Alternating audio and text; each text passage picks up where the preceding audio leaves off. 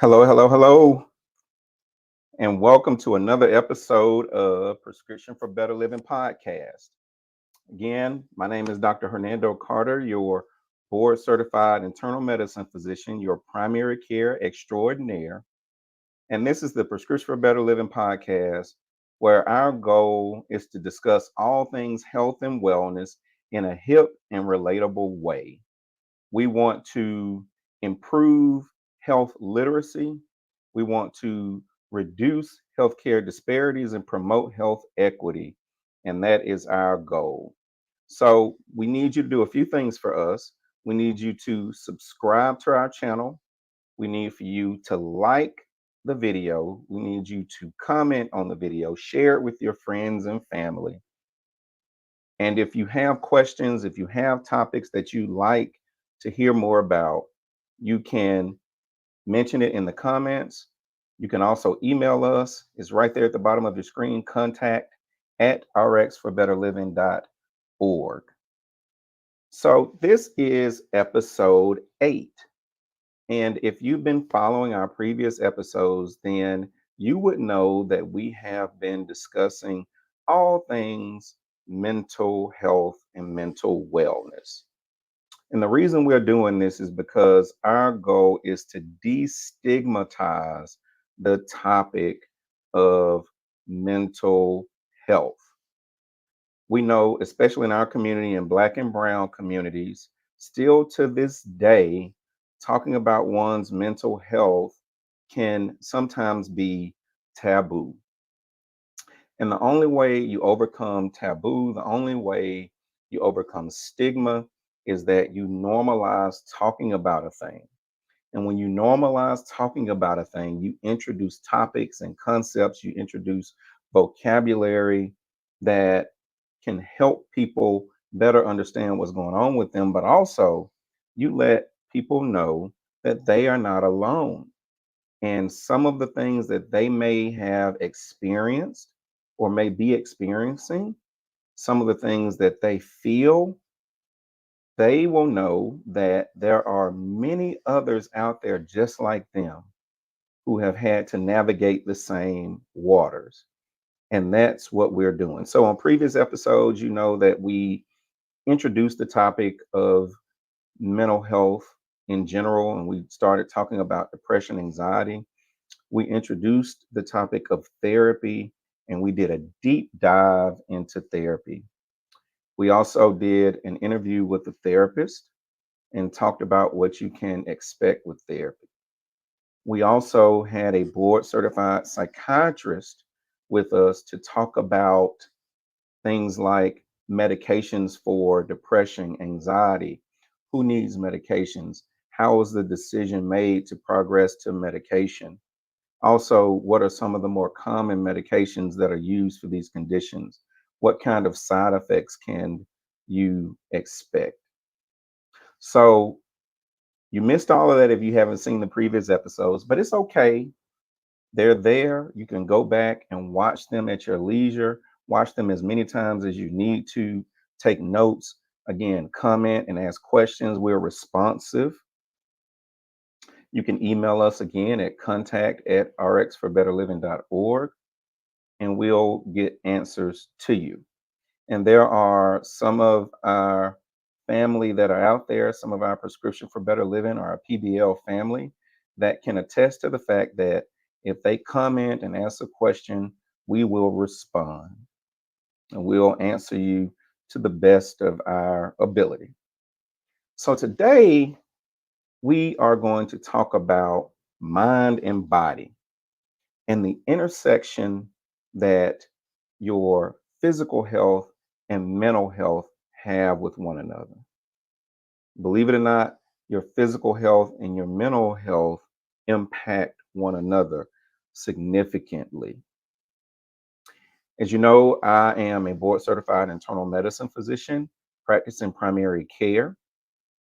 And quite often, when you or if you begin to experience challenges with things such as anxiety or depression, your first point of contact is going to be your primary care physician.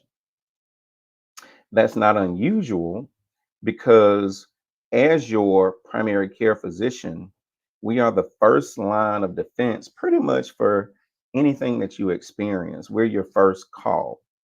And so, as primary care physicians, we have experience and training in assessing and diagnosing and managing a whole host of mental health challenges, whether that be depression, anxiety, attention deficit disorder, or attention deficit hyperactivity disorder, so ADD or ADHD, some forms of bipolar disorder, bipolar depression, insomnia, problems sleeping, and then things that fall under the umbrella of anxiety, like panic attacks. Your primary care provider can help you with that. And then, if things seem to be a little bit more complicated, or some of the more common treatments are not helping, your primary care provider can tell you when it's time to refer you to a specialist, such as a psychiatrist, who can help us, particularly with managing medications. But there is an important intersection between your physical and your mental health. Did you know that your mental well being can play a part in your physical health? And that if you have some untreated, undiagnosed, or uncontrolled mental health challenge, that can impact your physical health? Did you know that? I can give you an example. Did you know that, let's say you have some kind of condition, physical condition that causes you pain? Let's say you have chronic back pain or lupus or some form of arthritis that can cause you chronic daily pain. Did you know that untreated depression can cause you to hurt worse? Did you know that untreated depression in and of itself can cause physical symptoms in your body? Some of those physical symptoms, again, may include pain, whether it be joint pain, back pain, abdominal pain, decreased appetite, headaches, muscle aches, fatigue, untreated depression. But also, if you have some chronic condition that causes pain, and then you have depression on top of that, your pain can be a lot worse. Did you know that anxiety can cause physical manifestations in your body? Sometimes when people have anxiety, they can have symptoms such as what we call a sense of impending doom. They feel like they're going to die. They can have symptoms that can mimic a heart attack, chest pain, heart racing, shortness of breath. Also, if you have anxiety, that can cause your blood pressure to rise. So there's an important intersection between our physical and our mental health. So I'll take you back and remind you when I said that I recommend that every person have a therapist. Whether you feel that you're depressed or not, whether you feel you have anxiety or not, every person needs a therapist. Remember, I said every person needs a few things. You need a primary care provider, you need a dentist, you need a hairstylist or barber. Remember, I said that.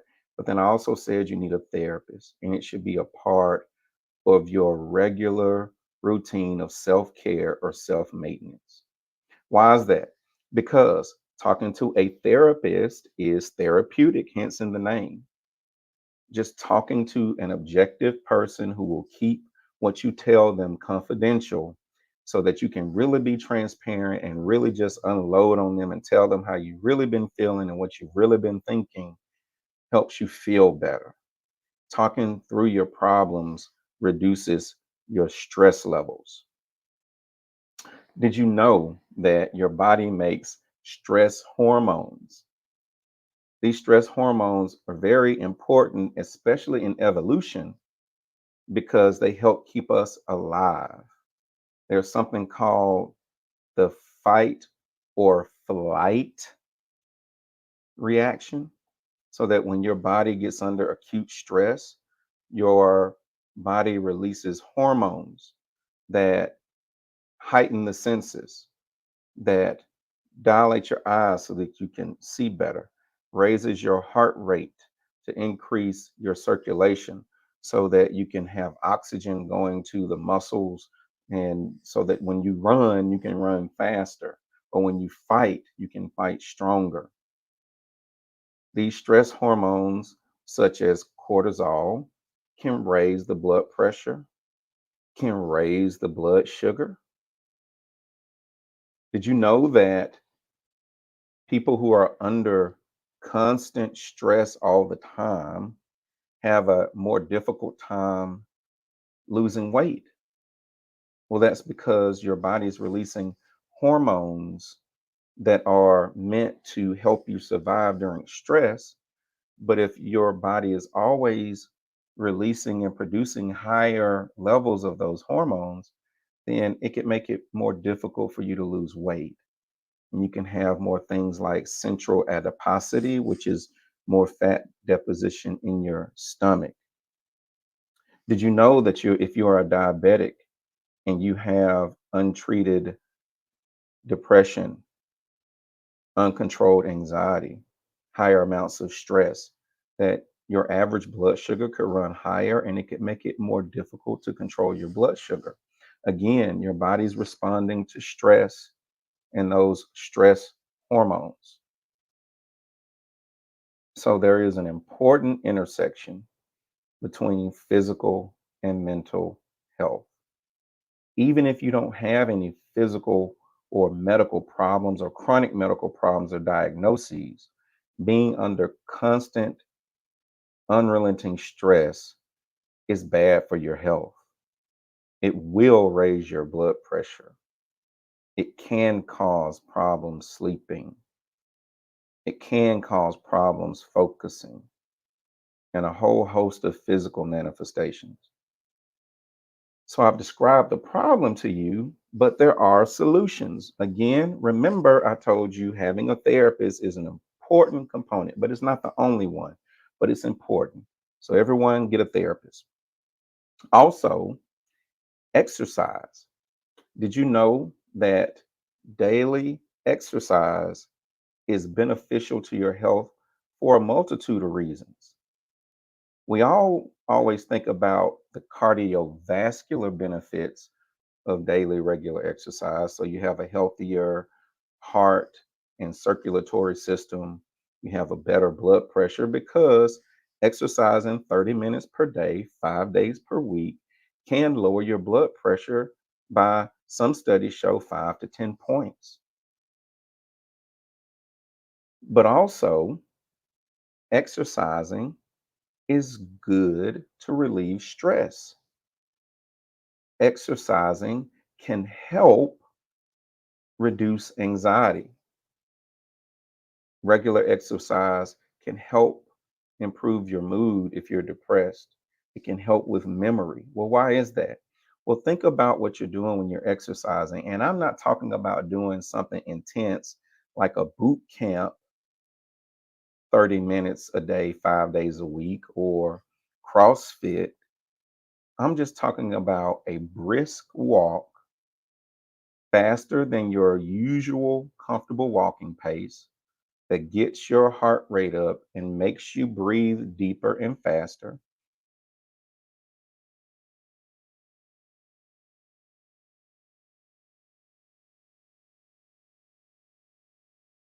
Mm, That breathing can help you. It helps lower stress. Why? Because you're bringing in more oxygen into your system. Your brain and your organs are receiving more oxygen, and that's beneficial to you. Also, exercising releases more of what I call the feel good hormones. What are the feel good hormones? Serotonin. You remember in our last episode, our board certified psychiatrist talked about how the medications that we use for depression and anxiety help to increase our serotonin levels. Those are the hormones that help us feel good, help us feel better. Dopamine helps us feel better and euphoric. And when you exercise, you release more of those hormones. I've told you before that I am treated for depression and anxiety. And if I go too long without exercising, I can feel it in my body. My anxiety level begins to elevate and I can feel it. My mood begins to go down and I can feel it. And when I exercise, sometime during the process, I begin to feel better. And at the end of the workout, I feel much better. Also, when I exercise, sometimes I come up with solutions to problems that I've been trying to figure out, or just new ideas for things come to mind, maybe like a new topic for an episode of a podcast. And that's because my brain is able to focus better because it's getting oxygen and that serotonin and that dopamine is increasing. So there is a mutual benefit to you being physically healthy and mentally healthy. Having a chronic medical condition that's not controlled can cause you to be more depressed, can cause you to be more anxious. So having your physical health be in the best condition that it can is overall beneficial to you, but also having your mental health be controlled and in the best shape possible is overall beneficial to you. Well, y'all, I hope this was helpful to you. Again, this is the Prescription for Better Living podcast, where our goal is to discuss all things health and wellness in a hip and relatable way. Again, I'm Dr. Hernando Carter, your primary care extraordinaire, board certified internal medicine physician. If this video has been helpful to you, I need you to do a few things. Subscribe to the channel, like the video, share the video, comment on the video, make comments, ask questions, but more so than anything, spread the word about this podcast. Let everybody know, scream it from the mountaintops. Hallelujah. Dr. Carter is here. Until next time, peace.